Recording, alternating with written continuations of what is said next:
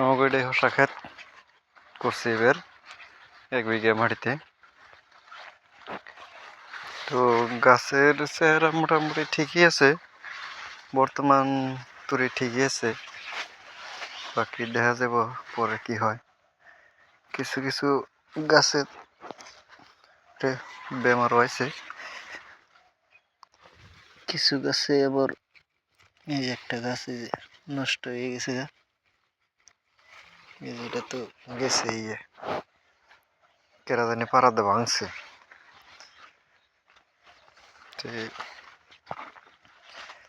এবার কিন্তু আমাকে এই সাইড দিয়ে শসা ক্ষেতটা একটু কম, বেশিরভাগ ক্ষেতই মাকই ক্ষেত বেশি,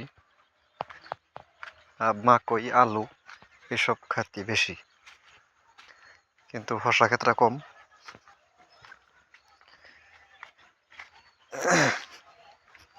এবার পানি না হনে চোখে তো পানি হয়ই নেই, এবার পানি না হনে একটু ফসলের জোরটা একটু কম, পানি হইলে তো ফসল ভালোই হইতো মোটামুটি।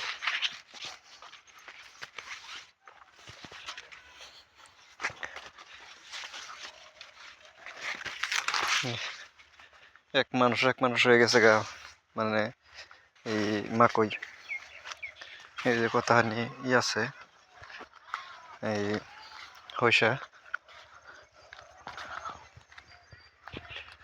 কি সুন্দর ফুল হয়েছে একবারে,